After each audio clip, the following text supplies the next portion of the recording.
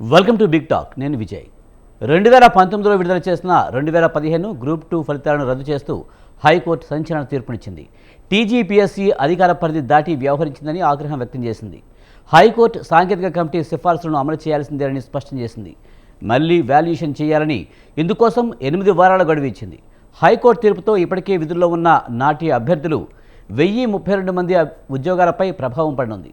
మరి టీజీపీఎస్సీ ఏ నిర్ణయం తీసుకుంటుంది, దీనికి పరిష్కారం ఏంటి, ఇలాంటి అంశాలపైన ఇవాల్టి బిగ్ టాక్లో చర్చిద్దాం.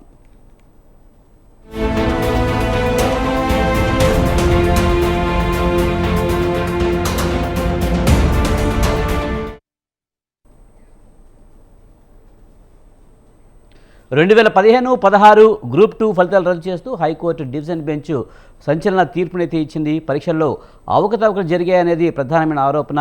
డబుల్ బబ్లింగ్, అలాగే వైట్నర్ వినియోగం, తుడిచివేతలు ఉన్నాయన్న కారణంతో ఈ తీర్పునైతే ఇవ్వడం జరిగింది. పార్ట్ బి పత్రాలను పునర్మూల్యాంకనం చేయాల్సిందేనని హైకోర్టు తీర్పునైతే చెప్పిన నేపథ్యంలో ఉంది. దీంతో 1032 మందిపై ఈ ప్రభావం పడే అవకాశం కనిపిస్తుంది. మనతో పాటు మాట్లాడేందుకు ఏనుగంటి రాజునాథ్ గారు, బీజేపీ రాష్ట్ర నాయకులు మనతో ఉన్నారు. ఆయనతో మాట్లాడదాం. రాజునాథ్ గారు నమస్తే అండి. రాజునాథ్ గారు సార్ రైట్. మనతో పాటు మిట్ట నరసయ్య గౌడ్ గారు, కాంగ్రెస్ రాష్ట్ర నాయకులు, అలాగే రజనీకాంత్ గారు, ఎస్ఎఫ్ఐ రాష్ట్ర అధ్యక్షులు, అలాగే వెంకటేష్ గారు, డివైఎఫ్ఐ రాష్ట్ర కార్యదర్శి మనతో ఉన్నారు. వారితో మాట్లాడదాం. ముందుగా 2015-16 గ్రూప్ 2 ఫలితాలు రద్దు చేస్తూ హైకోర్టు అయితే తీర్పునిచ్చింది. దీన్ని ఎలా చూడాలి రాజునాథ్ గారు? సార్ సార్ సార్ సార్ ఇప్పుడు నిన్న హైకోర్టు ఏదైతే సంచలన తీర్పు అని చెప్పొచ్చు దీన్ని, అంటే 10 సంవత్సరాల తర్వాత 2015లో వచ్చినటువంటి ఏదైతే నోటిఫికేషన్ గ్రూప్ 2కి సంబంధించి 1032 పోస్టులతో రావడం జరిగింది. అందులో లక్షలాది మంది నిరుద్యోగులు అప్లికేషన్ పెట్టుకొని తర్వాత 2016లో మళ్ళీ అనుబంధ నోటిఫికేషన్ కూడా ఇవ్వడం జరిగింది. చివరికి ఎగ్జాము 2016 11 నవంబర్ 13 నవంబర్ తేదీల్లో జరిగిన తర్వాత అప్పటి నుంచి కూడా దీని మీద నీలి నీడలు కమ్ముకున్నాయని చెప్పొచ్చు సార్. అని అంటే ఏమైంది, ఇందులో గ్రూప్ 2 ఎగ్జామ్ లో ఏదైతే పార్ట్ ఏ పార్ట్ బి అనేటువంటి ఏదైతే విభాగాలు ఉన్నాయో అందులో పార్ట్ ఏలో ఒక స్టూడెంట్, అంటే ఏదైతే ఆశావాహులు ఆస్పిరెంట్స్ ఎగ్జామ్స్ రాస్తున్నారో వాళ్ళ యొక్క వ్యక్తిగత వివరాలు అనేది పార్ట్ ఏలో ఉంటాయి. పార్ట్ బిలో ఏందనంటే 150 ప్రశ్నలకు సంబంధించినటువంటి బుక్లెట్ ఓఎంఆర్ షీట్ ఉంటుంది. అయితే పార్ట్ ఏలో ఏదైతే అభ్యర్థులు వ్యక్తిగత సమాచారం నింపేటప్పుడు పేరు బబ్లింగ్ కానీ, లేకపోతే ఇనిషియల్ బబ్లింగ్ కానీ, తర్వాత వాళ్ళ హాల్ టికెట్ నెంబర్ బబ్లింగ్ చేసేటప్పుడు కానీ, వైట్నర్ ఉపయోగించినా కానీ దీనికి సంబంధించి కొంతమంది అభ్యర్థులు కోర్టులో పిటిషన్ వేయడం జరిగింది. అప్పుడు కోర్టు ఏం చేసిందనంటే ఒక సాంకేతిక కమిటీని, టెక్నికల్ కమిటీని ఏర్పాటు చేసి తద్వారా పార్ట్ ఏకి సంబంధించినటువంటి విషయంలో చిన్న చిన్న పొరపాట్లు జరిగినా కానీ, అంటే బబ్లింగ్ వైట్నర్ ఉపయోగించినా బబ్లింగ్ చేసినా దాన్ని కన్సిడర్ చేయండి, పెద్ద విషయం కాదని చెప్పేసి అప్పుడు చెప్పింది హైకోర్టు. చెప్పింది, టెక్నికల్ కమిటీ కూడా రిపోర్ట్ అదే ఇచ్చింది సంవత్సరం తర్వాత రీసెర్చ్ చేసిన తర్వాత. అసలు విషయం ఏందనంటే పార్ట్ బిలో ఏదైతే 150 ప్రశ్నలకు సంబంధించినటువంటి విషయం ఉందో హైకోర్టు చెప్పిందేమో ఒకటి, ఈ టీజీపీఎస్సీ అప్పుడు ఉన్నటువంటి పబ్లిక్ సర్వీస్ కమిషన్ చేసిన పనేమో వేరేది. పార్ట్ ఏకి సంబంధించిన విషయంలో టెక్నికల్ కమిటీని ఏర్పాటు చేసి అభ్యర్థుల యొక్క వ్యక్తిగత వివరాల మీద పరిశీలన చేయమని చెప్తే వీళ్ళు ఏం చేసినారంటే టీజీపీఎస్సీ తమ పరిధిని దాటి పార్ట్ బిలో ఏదైతే అభ్యర్థులు కొంతమంది ఆన్సర్లు బబ్లింగ్ చేసేటప్పుడు ఆ ఆన్సర్ షీట్ లో ఎర్రర్ ఉంటే వాళ్ళు రబ్ చేయడము, లేకపోతే వైట్నర్ ఉపయోగించడము, ఇట్లాంటి అన్ని కూడా వైట్నర్ ఉపయోగించి బబ్లింగ్ చేయడం కారణంగా 1 కాకపోతే 2 సర్కిల్స్ బబ్లింగ్ చేయడం, ఇలాంటి కార్యక్రమాలు చేసిరు. అయితే అప్పుడు ఏమైంది, హైకోర్టు ఆల్రెడీ కన్సిడర్ చేయమని చెప్పింది కదా అని చెప్పేసి ఆదరాబాదరగా తొందరపాటు చర్యలతోని ఈరోజు పార్ట్ బిలో జరిగిన తప్పులను కూడా వీళ్ళు పునర్మూల్యాంకనం చేసి అభ్యర్థులను సెలక్షన్ చేసి రిజల్ట్ డిస్క్లోజ్ చేసిరు. ఇది ఎంత ఘోరమైనటువంటి తప్పిదం అనంటే విచిత్రం ఏంటంటే 10 సంవత్సరాల తర్వాత ఇప్పుడు అన్నట్టు మీరు అన్నట్టు 1032 మంది యొక్క భవిష్యత్తు ఆందోళనకరంగా తయారైంది. అందులో ఎంతమంది ఈ పార్ట్ బిలో ఇప్పుడు తేల్చాల్సినటువంటి అంశం ఏంటంటే పార్ట్ బిలో ఎంతమంది బబ్లింగ్ చేసిర్రు, వైట్నర్ ఎంతమంది ఉపయోగించిర్రు, వాళ్ళు నిజమైన అభ్యర్థులైనా, ఏదైతే కట్ ఆఫ్ మార్కులు ఉన్నాయో, క్వాలిఫై అయ్యి ఉద్యోగాలు వచ్చినాయో వాళ్ళందరినీ కూడా ఇప్పుడు వెనకకి పిలవాల్సినటువంటి అవసరం ఉంటది. ఇది టీజీపీఎస్సీ పబ్లిక్ సర్వీస్ కమిషన్ తమ పరిధిని దాటి లేని అధికారాలను ఉపయోగించి ఈ రోజు విద్యార్థులు, నిరుద్యోగుల యొక్క భవిష్యత్తును మొత్తం కూడా తిరోగమనంలో పడేసిందనే చెప్పుకోవచ్చు. రెండోది, ఈ రోజు ఇంకొక విషయం ఏంటంటే ఒక ఒక ఒక విషయంలో గందరగోళమైనటువంటి పరిస్థితి ఏర్పడింది. ఏందది? అయ్యా, ఎప్పుడైతే ఎగ్జామ్ సెంటర్ లో క్వశ్చన్ బుక్లెట్ ఇస్తారు సార్. ఎందుకంటే నేను కూడా తెలంగాణ ఉద్యమంలో పార్టిసిపేట్ చేస్తూనే గతంలో అనేక పరీక్షలు రాసినాం. ఇప్పుడు డిబేట్ లో ఉన్న వాళ్ళు కూడా రాసుంటారు. పబ్లిక్ సర్వీస్ కమిషన్ నిర్వహించినటువంటి గ్రూప్ 2 కానీ, గ్రూప్ 1, గ్రూప్ 4, గ్రూప్ 3 అన్ని పరీక్షలు రాసి ఉంటాం. మనందరికి తెలిసిన విషయం ఏంటంటే మనకు ఫస్ట్ ఒకటి క్వశ్చన్ బుక్లెట్ అనేది ఒకటి ఇస్తారు సార్. దాంట్లో క్లియర్ గా ఏముంటదనంటే క్వశ్చన్ బుక్లెట్ మీద కూడా మన హాల్ టికెట్ నెంబర్ నింపడం కోసం కొన్ని గళ్ళనిస్తారు. దాంట్లో ఆ బాక్సులలో మన యొక్క హాల్ టికెట్ నెంబర్ ను దాని మీద వేయాలి. ఎందుకోసం అనంటే ఒకవేళ ఎగ్జామ్ హాల్లో ఎవరైనా మాస్ కాపీయింగ్ కు పాల్పడినా, మాల్ ప్రాక్టీస్ కు పాల్పడినా, క్వశ్చన్ పేపర్ ఒక విద్యార్థి నుంచి ఇంకొక విద్యార్థికి ఇచ్చినా కూడా అది ఈజీగా ఐడెంటిఫై చేయడానికి వస్తుందని చెప్పేసి మన హాల్ టికెట్ నెంబర్ ని కూడా క్వశ్చన్ పేపర్ మీద ఏమని చెప్తారు. అయితే ఇక్కడ ఏమైంది, ఇప్పుడు వీళ్ళు ఎగ్జామ్ తర్వాత ఓఎంఆర్ షీట్ బుక్లెట్ కూడా రిటర్న్ తీసుకుంటారు. దాంతో పాటుగా క్వశ్చన్ బుక్లెట్ ని కూడా రిటర్న్ తీసుకుంటారు. అయితే తీసుకున్న తర్వాత ఏమంది అంటే ఓఎంఆర్ షీట్లలో ఉన్నటువంటి హాల్ టికెట్ నెంబర్లకు తర్వాత వాళ్ళతో పాటు ఏదైతే ఆ ఓఎంఆర్ ఒరిజినల్ షీట్ తో పాటు తీసుకున్నటువంటి క్వశ్చన్ పేపర్ ఏదైతే ఉంటుందో దాన్ని కూడా రిటర్న్ తీసుకుంటారు. అప్పుడు దీన్ని సరిపోల్చి చూస్తే ఏమైందనంటే కొన్నిటిలో ఆ ఓఎంఆర్ షీట్ లో ఉన్నటువంటి హాల్ టికెట్ నెంబర్ వేరే ఉంది, ఈ దాంతో పాటు తీసుకున్నటువంటి క్వశ్చన్ పేపర్ లో ఉన్నటువంటి హాల్ టికెట్ నెంబర్ వేరే ఉంది. సో ఇట్లా అనేక రకాలైనటువంటి తప్పిదాలను పబ్లిక్ సర్వీస్ కమిషన్ చేయడం ద్వారా ఈరోజు 10 సంవత్సరాల తర్వాత వేలాది మంది ఈరోజు ఆల్రెడీ సర్వీస్ కమిషన్ ఫైనల్ గా అదేంది రిజల్ట్ డిస్క్లోజ్ చేయడం, వాళ్ళందరూ ఉద్యోగాలలో ఉండడం, 10 సంవత్సరాల తర్వాత మళ్ళీ దీని మీద హైకోర్టు ఆ మొత్తం నోటిఫికేషన్ రద్దు చేసి మళ్ళీ ఇప్పుడు 8 వారాల్లోగా మొత్తం రీ పునర్మూల్యాంకనం చేయాలని చెప్పడం అయితే ఏదైతుందో పూర్తిగా ఇది పబ్లిక్ సర్వీస్ కమిషన్ యొక్క నిర్వాకము, పబ్లిక్ సర్వీస్ కమిషన్ చేసినటువంటి అతిపెద్ద తప్పు వల్ల ఈ రోజు ఇట్లా. ఇదొక్కటి కాదు సార్, మనం గతంలో చూసినాము. ఏది 2023 మార్చ్ లో ఏదైతే తెలంగాణ రాష్ట్రంలో పబ్లిక్ సర్వీస్ కమిషన్ సంబంధించినటువంటి paper leakage 15 question paper leakage అయినాయో. రైట్, రాజనాథ్ గారు మనం అన్ని మాట్లాడదామండి, మిగతా గెస్టులతో కూడా మాట్లాడే ప్రయత్నం చేద్దాము. మిట్ట నరసయ్య గౌడ్ గారు కాంగ్రెస్ నాయకులు ఉన్నారు మనతో పాటు, ఆయనతో కూడా మాట్లాడదాం. నరసయ్య గౌడ్ గారు నమస్తే అండి. గ్రూప్ 2 ఫలితాలు రద్దు చేస్తూ హైకోర్టు ఇచ్చిన తీర్పుని మీరు ఎలా చూస్తారు? ముఖ్యంగా డబుల్ బబ్లింగ్ అలాగే వైట్నర్ వినియోగం తుడిచివేతలు ఉన్నాయనేది ప్రధానమైన ఆరోపణ. ముఖ్యంగా పార్ట్ ఏలో అయితే వ్యక్తిగత వివరాల విషయంలో కొంత వైట్నర్ ఉపయోగించవచ్చు అనేదైతే సాంకేతిక కమిటీ కానీ హైకోర్టు కానీ చెప్పింది. కానీ పార్ట్ బి జవాబు పత్రాల్లో వైట్నర్ని ఎక్కువగా యూజ్ చేసి వాళ్ళకి ఫేవర్గా చేశారనేది ప్రధానమైన ఆరోపణగా కనిపిస్తుంది. అంటే ఎలా చూడాలి సార్? ఇప్పుడు మనకు కావాల్సిన వారికి ఫేవర్ చేశారనుకోవచ్చా? ఏమైనా డబ్బులు తీసుకుని మూల్యాంకనం చేశారనే అర్థం చేసుకోవాలా? వాయిస్ క్లియర్ ఉందా సార్? క్లియర్ ఉంది సార్, చెప్పండి. ముందుగా మీకు ప్యానెల్లో ఉన్న పెద్దలకు వ్యూవర్స్కు నమస్కారం. కేసీఆర్ గవర్నమెంట్ లో జరిగిన అన్ని తప్పులే, ప్రాజెక్టుల నుండి మొదలు పెడితే నోటిఫికేషన్ల వరకు ప్రతిదీ కూడా తప్పే జరిగింది. అది కూడా ఎంత సివియర్ గా తప్పులు జరిగినాయి అంటే ఈవెన్ సాంకేతిక కమిటీ ఇచ్చిన సిఫారసులను అప్పటి హైకోర్టు తీర్పు సమర్థించినప్పటికీ కూడా పక్కకు పెట్టేసి వీళ్ళ సొంతంగా వచ్చిన ఆలోచన ప్రకారం దిద్దడం వల్ల ఈరోజు 1032 అభ్యర్థులు ఏదైతే ఉద్యోగాలు రిజల్ట్ వచ్చిందో వాళ్ళందరి కూడా అగమ్యగోచరంగా ఉంది వాళ్ళ బతుకంతా. నేను అనేది ఏంటంటే కోర్టు తీర్పును వాళ్ళు ఫాలో కావడానికి ఎవరు వద్దని చెప్తుంటారు అంటే అప్పుడు ప్రభుత్వంలో ఉన్నటువంటి పెద్దలు తప్పితే ఇంకొకరి మాట అయిన అవకాశం లేదు కదా. ఇంత క్లియర్ గా ఇప్పుడు మిత్రుడు మాట్లాడిండు, ఆయన ఎగ్జామ్ రాసిండు కాబట్టి అంత క్లారిటీ తోటి చెప్పగలిగిండు. కాబట్టి నేను ఏమంటున్నానంటే ఇక్కడ ఏబిసి అనే మూడు పేజీలు, అంటే ఒక రకంగా 3 భాగాలు ఉంటాయి కాబట్టి నెంబర్ బి అనేది చాలా కీలకం. 150 ప్రశ్నలు, ఎందుకంటే దాన్ని బబ్లింగ్ చేయాలి. చేసినప్పుడు హైకోర్టు తీర్పు ఏం చెప్పిందంటే నెంబర్ బి సెక్షన్ లో కనుక ఏదైతే 150 ప్రశ్నలు ఉన్నాయో దాంట్లో అవి నింపేటప్పుడు, బబ్లింగ్ చేసేటప్పుడు వైట్నర్ గాని బ్లేడ్ గాని ఇంకొకటి గాని ఉపయోగించి చెడిపేయడము, తుడిపేయడము, దిద్దడము ఎలాంటిది చేయకూడదు. ఒకవేళ చేస్తే దాన్ని పక్కకు పెట్టేసి మిగిలిన మూల్యాంకనం చేయాలనే విషయాన్ని సాంకేతిక కమిటీ ప్లస్ హైకోర్టు చెప్పినప్పటికీ కూడా వీళ్ళు మొత్తం అందరినీ కూడా తీసుకొని మూల్యాంకనం చేసి రిజల్ట్ డిక్లేర్ చేసి ఇలా ఉద్యోగాలు ఇస్తే వాళ్ళు మళ్ళీ వెనుకకు పిలవాల్సినటువంటి దరిద్రమైన పరిస్థితి వచ్చింది.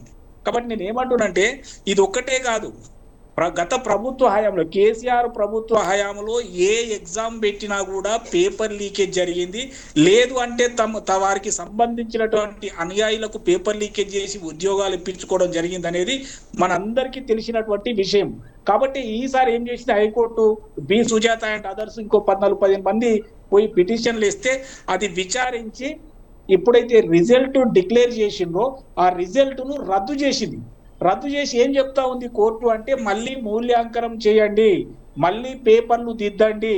పేపర్లు దిద్దేటప్పుడు ఎవరైతే 150 రౌండ్ ఫిగర్ ఉంటాయో, బబ్లింగ్ చేసేటి ఉంటాయో దాంట్లో ఎవరు వైట్నర్ ఉపయోగించినా, ఎవరు బ్లేడ్ ఉపయోగించినా, ఎవరు డబుల్ టైం వాళ్ళు బబ్లింగ్ చేసినా అవి పక్కకు పెట్టి మిగతాయి మూల్యాంకనం చేసి రిజల్ట్ చేయండి, 8 వారాల టైం ఇస్తున్నామని చెప్పడం అనేది గత ప్రభుత్వ ప్రతిష్టకు సంబంధించిన విషయము.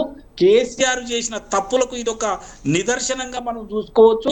ప్రతిదీ కూడా ఏదైనా లీక్ అన్న కావాలి, లేదంటే ఇలాంటి తప్పులైనా చేయాలి, లేదా వాళ్ళకు సంబంధించిన అనుయాయులకు వాళ్ళ ఉద్యోగాలన్నా ఇచ్చుకోవాలి.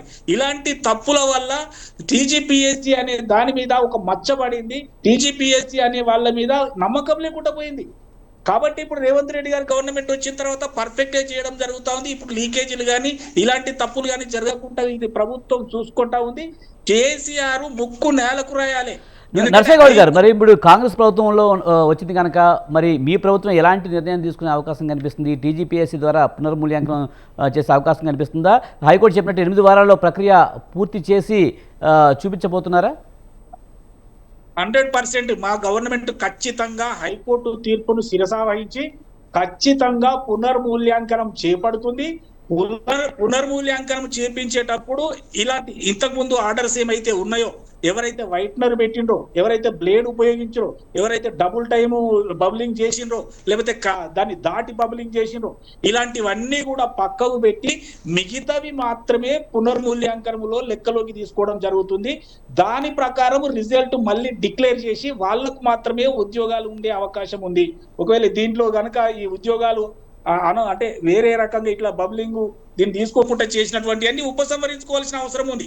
కాబట్టి హైకోర్టు తీర్పును తూచా తప్పకుండా రేవంత్ రెడ్డి గారి గవర్నమెంట్ ఖచ్చితంగా చూస్తుంది. అదే విధంగా 8 వారాల లోపలనే ఈ మూల్యాంకనం చేసి రిజల్ట్ కూడా ఇస్తుంది.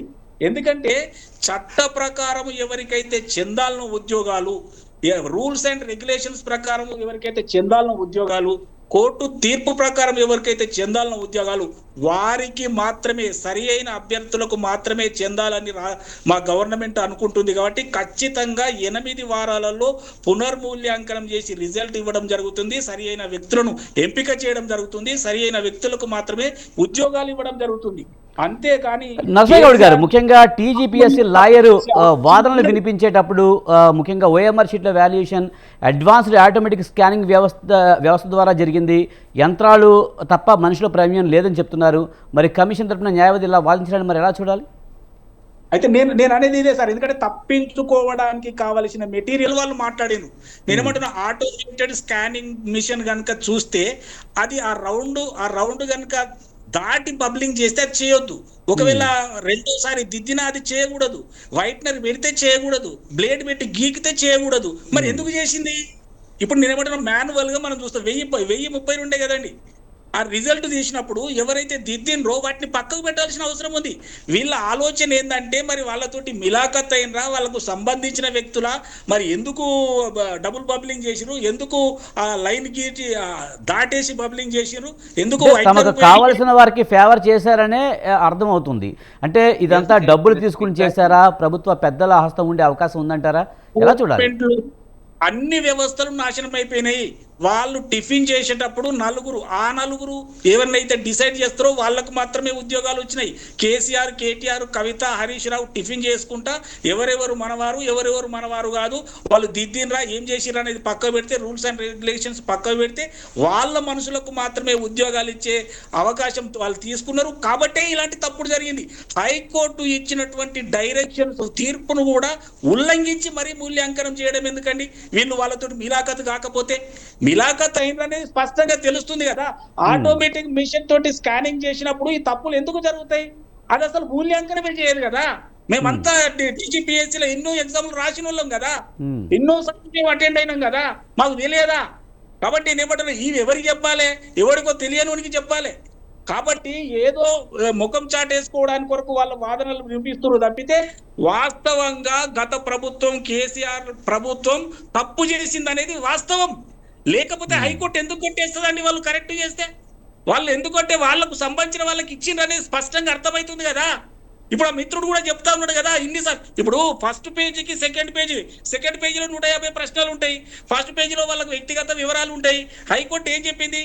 ఫస్ట్ డివిజన్ లో కానీ, సి డివిజన్ లో కానీ ఏమైనా తప్పులు జరిగితే ఒప్పుకోవచ్చు, కానీ సెకండ్ బి పార్ట్ లో ఎలాంటి తప్పులు జరిగినా, ఎలాంటి దిద్దుబాట్లున్నా దాన్ని లెక్కలోకి తీసుకోవద్దని ఇంత స్పష్టంగా కోర్టు చెప్పితే కూడా దాన్ని పెడచెవిన పెట్టి మీరు దిద్ది వాళ్ళకు ఉద్యోగాలు ఇచ్చిండ్రంటేనే మనకు అర్థమవుతుంది కదా వీళ్ళు ఏదో అమ్మాలకు పాల్పడ్డారని. కాబట్టి కేసీఆర్ ను కోర్టు గుంజాల్సిందే. ఈ రోజు ఉద్యోగాలు చేసుకుంటున్న వాళ్ళని వెనుకకు తిప్పడం అంటే మామూలు విషయం కాదు కదా. మరి ఈ తప్పు ఎవరు చేసిర్రు? గత ప్రభుత్వ హయాంలో ఉన్నటువంటి టీజీపీఎస్సీ సభ్యులు చేసిర్రు. కాబట్టి నరసయ్య గౌడ్ గారు, గత ప్రభుత్వం చేసింది, అవకతవకలు చేసింది అని చెప్తున్నారు, కానీ ఈ ప్రభుత్వం వచ్చిన తర్వాత వాటిని సరిదిద్దే క్రమంలో అప్పుడు చేసిన అవకతవకలను సరిదిద్దారా? అప్పుడు ఎవరైనా అవకతవకలు పాల్పడితే వారి మీద చర్యలు తీసుకున్నారా? ఇప్పుడు ఏమంటున్నామంటే కోర్టు తీర్పు వచ్చింది, రద్దు చేసింది. కాబట్టి వాళ్ళు ఏమైతే చెప్పిండ్రో, వాళ్ళు ఏం చెప్పారు? పార్ట్ బిలో ఏదైనా ఈ దిద్దుబాట్లు ఉంటే, డబుల్ బబులింగ్లు ఉంటే, లేకపోతే ఈ వైట్నర్ వాడితే, బ్లేడ్ వాడితే, ఇలాంటివి ఏమైతే ఉన్నాయో ఆ పేపర్లను నిర్దాక్షిణ్యంగా పక్కకు పెట్టేసి మిగతాయి మాత్రమే మూల్యాంకనం చేయండి అని స్పష్టం చేసింది. మా ప్రభుత్వము తూచా తప్పకుండా కోర్టు ఆర్డర్ ను లెటర్ అండ్ స్పిరిట్ మేము అమలు చేస్తాం. కాబట్టి మళ్ళీ మూల్యాంకనం చేసేటప్పుడు ఈ తప్పులు ఏవైతే దిద్దినవి ఉన్నాయో అవి తీసి పక్క పెట్టి మిగతా వాళ్ళదే లెక్కలోకి తీసుకుంటాం. కాబట్టి ఆ దిద్దిన వాళ్ళలో ఎవరికైతే ఉద్యోగాలు వచ్చినాయో వాళ్ళ ఉద్యోగాలు పోయినట్టే. ఈ తప్పు ఎవరు చేయడం వల్ల జరిగింది? కేసీఆర్ ప్రభుత్వం చేసిరు, అప్పటి టీజీపీఎస్సీ సభ్యులు, చైర్మన్ చేసినటువంటి తప్పు. దాన్ని మేము సరిదిద్దుతా ఉన్నాం. కోర్టు మాకు చెప్తా ఉంది, కోర్టు డైరెక్షన్ ఇచ్చింది, తీర్పు ఇచ్చింది. ఆ తీర్పు ప్రకారమే మేము ఖచ్చితంగా దిద్దుతాం, ఖచ్చితంగా దీన్ని సరి చేస్తాం. గత ప్రభుత్వం చేసిన తప్పును సరిదిద్దుతాం, ఆ తప్పు వాళ్ళ మీద వేస్తాం. ప్రజలు ఎవరు నిర్ణయించుకుంటారు ఇలాంటి తప్పులు కేసీఆర్ చేసింది కాబట్టి తప్పకుండా ఫామ్ హౌస్కి వెళ్ళిపోయిందని. కాబట్టి మరొకసారి నేను హెచ్చరించేది ఏంటంటే, గత ప్రభుత్వం గతంలో మర్చిపోయారు జనం, కానీ వాళ్ళ తప్పులను ఎత్తి చూపవలసిన అవసరం మాకు వచ్చింది. ఎందుకంటే మామూలు తప్పులు కాదు, కొన్ని జీవితాలకు సంబంధించిన తప్పులు వాళ్ళు చేసిండ్రు. నరసయ్య గౌడ్ గారు, మరి మీ ప్రభుత్వం ఎలాంటి చర్యలు తీసుకుంటుందో మరి వేచి చూడాలి. మరి మనతో పాటు వెంకటేష్ గారు, డివైఎఫ్ఐ రాష్ట్ర కార్యదర్శి మనతో ఉన్నారు, ఆయనతో కూడా మాట్లాడదాం. వెంకటేష్ గారు నమస్తే అండి. నమస్తే అండి. 2015-16 గ్రూప్ 2 ఫలితాలు రద్దు చేస్తూ హైకోర్టు ఇచ్చిన తీర్పుని మీరెలా చూస్తారు?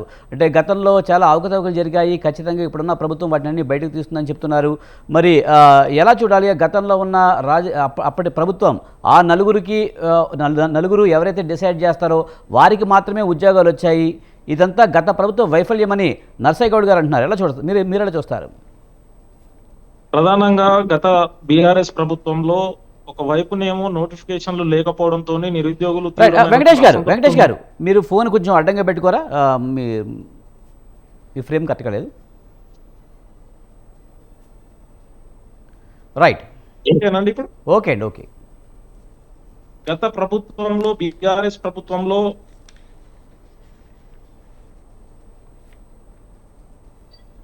వెంకటేష్ గారు ఓకేనండి. ఇప్పుడు ఓకే అండి, ఓకే. గత బీఆర్ఎస్ ప్రభుత్వంలో ప్రధానంగా ఒకవైపు నోటిఫికేషన్లు లేకపోవడంతో తీవ్రమైనటువంటి అసంతృప్తితో ఉన్నటువంటి నిరుద్యోగ యువతకు అనేకమైనటువంటి విద్యార్థి యువజన సంఘాలు నిరుద్యోగులు చేసినటువంటి పోరాట ఫలితంగా నోటిఫికేషన్లు వేస్తున్నామని చెప్పేసి 2015లో 1032 పోస్టులకి 13 కేటగిరీలో గ్రూప్ 2 పోస్టులకు సంబంధించినటువంటి 2015-16కు సంబంధించి కొన్ని యాడింగ్ చేసి నోటిఫికేషన్లు ఇవ్వడం జరిగింది. ఆ నోటిఫికేషన్లు ఇచ్చిన తర్వాత రాత పరీక్షలను కూడా నిర్వహించారు. నవంబర్ 11, 13 తేదీల్లో 2016లో ఈ రాత పరీక్షలు నిర్వహించారు. నిర్వహించిన సందర్భంలో రాత పరీక్షలు నిర్వహించిన అనంతరం అక్కడ ఉన్నటువంటి ఓఎంఆర్ షీట్స్ కి అదే విధంగా బుక్లెట్స్ కి ఏ మాత్రం పొంతన లేకుండా లెక్కలు రావడంతో అప్పుడు ఉన్నటువంటి కమిషన్ ఒక టెక్నికల్ కమిటీని ఏర్పాటు చేస్తున్నామని చెప్పేసి 2017లో టెక్నికల్ కమిటీని ఏర్పాటు చేశారు. టెక్నికల్ కమిటీ ఏం చెప్పింది అంటే, టెక్నికల్ కమిటీ ఇందులో గందరగోళం ఏర్పడింది, వాస్తవానికి వైట్నర్స్ ని వీటిని కూడా పరిగణలోకి తీసుకున్నారు, ఇదంతా కూడా తప్పుడు ప్రక్రియ జరిగిందని చెప్పేసి టెక్నికల్ కమిటీ కమిషన్ రిపోర్ట్ ఇవ్వడం జరిగింది. అయినా కూడా అప్పటి టిఎస్పిఎస్సి ఏ మాత్రం లెక్క చేయకుండా తప్పులని తప్పుగా చూడకుండా మొత్తం అన్నిటిని పరిగణలో తీసుకొని తప్పులను కూడా ఒప్పు అనే విధంగా చేసి దాంట్లో నియామకాలకు ఈరోజు 1032 పోస్టులకు నియామక పత్రాలు ఇవ్వడం జరిగింది. ఇది పూర్తిగా గత బీఆర్ఎస్ ప్రభుత్వం అప్పటి టిఎస్పిఎస్ చేసినటువంటి వైఫల్యం కారణంగా నిరుద్యోగులు ఈ రోజు బలవుతున్నటువంటి పరిస్థితి ఉన్నది. ఒకవైపునేమో ఉద్యోగాల కోసం అనేకమైనటువంటి కోచింగ్ సెంటర్లలో అనేకమైనటువంటి లక్షలాది రూపాయలు పోసి కోచింగ్ తీసుకొని ఉద్యోగాలకు ప్రిపేర్ అవుతున్నటువంటి నిరుద్యోగ యువత ఈ టీజీపీఎస్సీ అప్పటి టీఎస్పీఎస్సీ చేసినటువంటి తప్పుల వల్ల ఈ రోజు బలవుతున్నటువంటి పరిస్థితి ఉంది. ఒకవైపు ఏమో ఉద్యోగాల కోసం ఎదురు చూసి ఇక్కడ పైసలు ఖర్చు పెడతా ఉన్నారు, మరొక వైపు కోర్టుల చుట్టూ తిరుగుతూ వివాదాలలో ఉన్నటువంటి కేసుల చుట్టూ తిరుగుతూ కోర్టులలో ఇప్పుడు అక్కడ కూడా డబ్బులు పెడుతూ ఈ రోజు అనేకమైనటువంటి ఇబ్బందులు పడుతున్నటువంటి పరిస్థితి ఉన్నది. అసలు నిరుద్యోగులకు ఒక పారదర్శకమైనటువంటి నియామకాలు చేపట్టాల్సినటువంటి సంస్థే ఈ రోజు తప్పులు చేస్తే ఆ తప్పులు చేసినటువంటి బాధ్యులని శిక్షించకుండా ఈ రోజు మళ్ళీ నిరుద్యోగులు ఇప్పుడు 1032 మందికి అనేక మంది అప్పటికే వాళ్ళు కూడా ఉద్యోగాలు ప్రైవేట్ ఉద్యోగాలను వదిలి గ్రూప్ 2 కోసం ప్రిపేర్ అయిన వాళ్ళు ఉన్నారు. అనేక మంది లక్షలాది మంది అభ్యర్థులు దరఖాస్తులు చేసుకున్న వాళ్ళు ఉన్నారు. అయినా కూడా వారికి ఎవరిని వాళ్ళు లెక్కలోకి తీసుకోకుండా తప్పులను లెక్కలోకి తీసుకోకుండా వాళ్ళకి ఇష్టం ఉన్నటువంటి రీతిలో టీజీపీఎస్సీ అప్పటి టీఎస్పీఎస్ సభ్యులు ఉన్నటువంటి వాళ్ళ ఇష్టాన రీతిగా ఈ ఫలితాలను ప్రకటించడంతో ఈ రోజు నిరుద్యోగ యువత గందరగోళంలో పడిరు. దీనంతటికీ కూడా గత బీఆర్ఎస్ ప్రభుత్వం బాధ్యత వహించాలి. బీఆర్ఎస్ ప్రభుత్వమే కాదు, ఇప్పుడున్నటువంటి కాంగ్రెస్ ప్రభుత్వం కూడా దీనిపైన విచారణ కమిటీని తక్షణం ఏర్పాటు చేయాలని చెప్పేసి మేము డివైఎఫ్ఐ డిమాండ్ చేస్తాము. ఏదైతే అక్కడ జరిగినటువంటి అక్రమాలు ఏవైతే ఉన్నాయో మన ముందర అన్ని వాస్తవాలు ఉన్నాయి. టెక్నికల్ కమిటీ రిపోర్ట్ ఉన్నది. టెక్నికల్ కమిటీ హైకోర్టుకు సమర్పించింది. హైకోర్టు నిన్న తీర్పునివ్వడం జరిగింది. అన్ని వాస్తవాలు మన ముందర ఉన్న తర్వాత ఏ విధంగా దీన్ని ఈ ఫలితాలని ప్రకటించారు, నియామకాలను చేపట్టారు అని చెప్పేసి హైకోర్టు కూడా ప్రశ్నించింది టిఎస్పిఎస్. కానీ ఈ రోజు కాంగ్రెస్ ప్రభుత్వం తక్షణమే దీని మీద విచారణ చేపట్టాలి, నిరుద్యోగులకు న్యాయం చేయాలి. ఈ పదే తప్పులు చేస్తున్నటువంటి టిఎస్పిఎస్ ని ప్రక్షాళన చేయాల్సినటువంటి అవసరం ఉన్నది. మొన్న కాంగ్రెస్ ప్రభుత్వం కూడా మేము ప్రక్షాళన చేస్తున్నాం, యూపీఎస్సీ తరహాలో ఈ టీజీపీఎస్ ని తీర్చిదిద్దుతాం అని చెప్పేసి చెప్పడం జరిగింది. కానీ గతంలో జరిగినటువంటి ఈ ఫలితాలు అయితే ఏవి ఉన్నాయో, నియామకాలు ఉన్నాయో, ఆ నియామకాలన్నింటి మీద కూడా విచారణ చేసి నిరుద్యోగ యువతకు న్యాయం చేయాలని చెప్పేసి మేము కోరుతా ఉన్నాం. అదే విధంగా ఇప్పుడు హైకోర్టు కూడా డివిజన్ బెంచ్ ఇచ్చినటువంటి తీర్పుని పరిగణలోకి తీసుకోలేదు టీజీపీఎస్సీ. ఎందుకు పరిగణలోకి తీసుకోలేకపోయింది? దానికి రీజన్స్ ఏంటి? ఒకవైపు యంత్రాలతోనే మాన్యువల్ గా చేయలేదు, యంత్రాలతోనే ఆటోమేటిక్ తోనే చేసినామని చెప్తా ఉన్నది. మరి ఎందుకు టెక్నికల్ కమిటీ రిపోర్ట్ ని ఎందుకు పరిగణలోకి తీసుకోకుండా చేసింది? ఇక్కడ స్పష్టంగా కనబడతా ఉన్నది మనందరికీ. 1032 పోస్టులని ఈ రోజు తొందరగా ఫిలప్ చేయాలి, ఎన్నికల్లో ఎక్కడ మాకు ఎదురు తగులుతుందో అని చెప్పేసి, అదే విధంగా అక్కడ ఉన్నటువంటి అనేక అపోహలు అనుమానాలకు గురయ్యే విధంగా ఈ ఫలితాలను ప్రకటించింది. ఇప్పటికే నిరుద్యోగ యువత గందరగోళమైనటువంటి పరిస్థితుల్లో ఉన్నారు. ఈ ఉద్యోగాలు నియామకాలు సరిగ్గా జరుగుతాయని కూడా నమ్మకం లేకుండా చేసిరు టీజీపీఎస్ సంస్థ.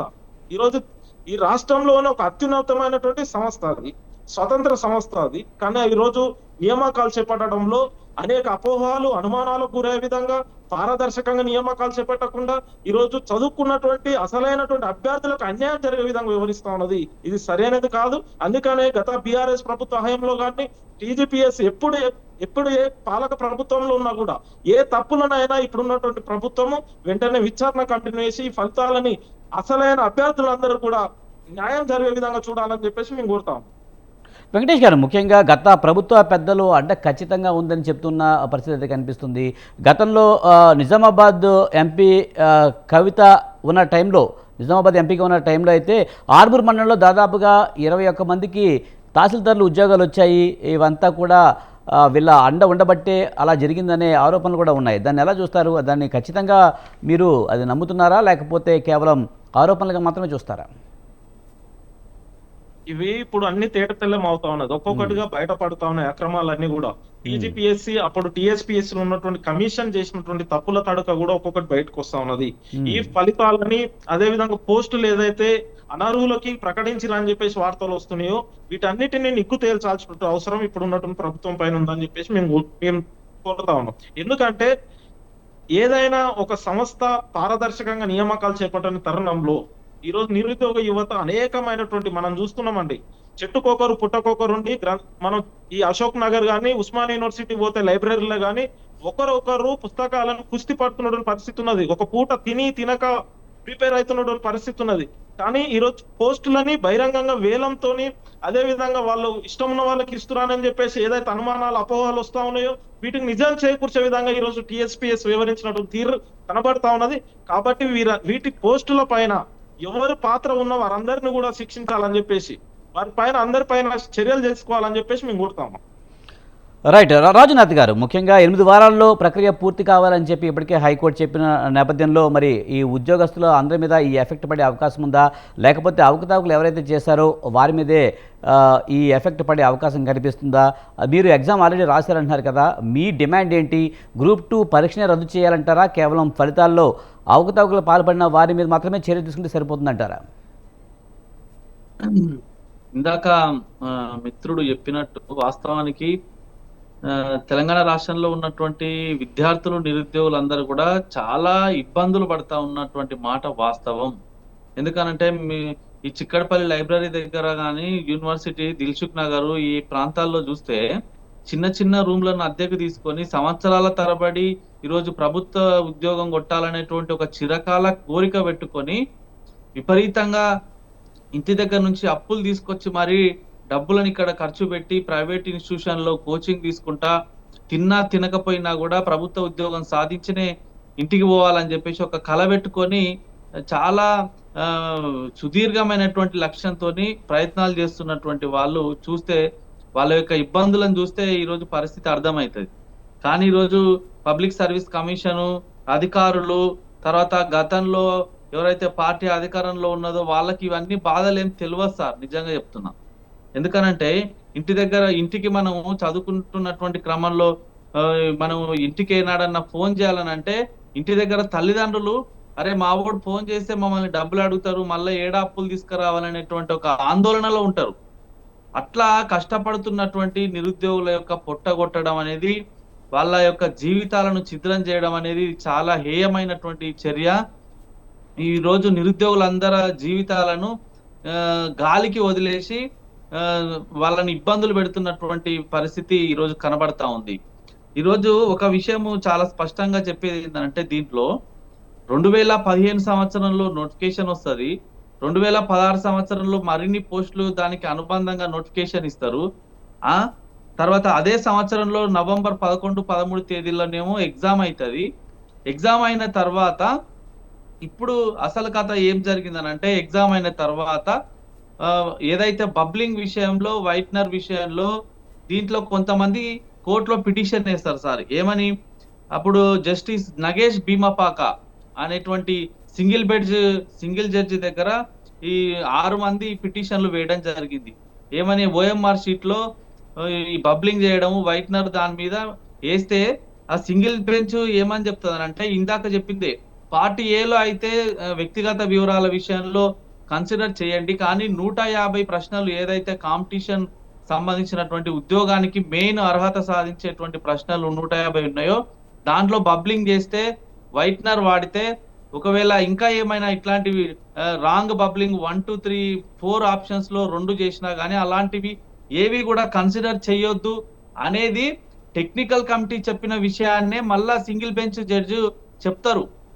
చెప్తే వీళ్ళు మళ్ళా కొంతమంది ఏం చేస్తారనంటే, ఇది సింగిల్ బెంచ్ ఇచ్చినటువంటి ఈ తీర్పు కరెక్ట్ లేదు కాబట్టి మేము డివిజన్ బెంచ్ కు పోతామని హైకోర్టులో డివిజన్ బెంచ్ ముందుకు మళ్ళీ పిటిషన్ వేస్తారు. పిటిషన్ వేస్తే డివిజన్ బెంచ్ ఏం చెప్పిందనంటే, అయితే మీరు ఒక పని చేయండి, సింగిల్ బెంచ్ చెప్పినటువంటి ఉత్తర్వులు ఒకవేళ మీకు నచ్చకపోతే దీన్ని మీరు ఏం చేయొచ్చు అనంటే మాన్యువల్ గా చేయమని చెప్తారు సార్. అంటే ఈ పార్ట్ బిలో ఉన్నటువంటి రాంగ్ బబ్లింగ్స్ కానీ వైట్నర్ యూజింగ్ కానీ దీని మీద మాన్యువల్ గా అంటే టెక్నికల్ యంత్రాలతోని కాకుండా మాన్యువల్ గా మీరు చూసి నిజంగా తప్పులు జరిగినాయా లేదా చూడమని చెప్తది డివిజన్ బెంచ్. చెప్తూ ఏమని అంటదంటే టెక్నికల్ కమిటీ ఇచ్చినటువంటి రిపోర్టును కూడా మీరు పట్టించుకోవాలి, దాని ప్రకారమే ముందుకు పోవాలని చెప్తది.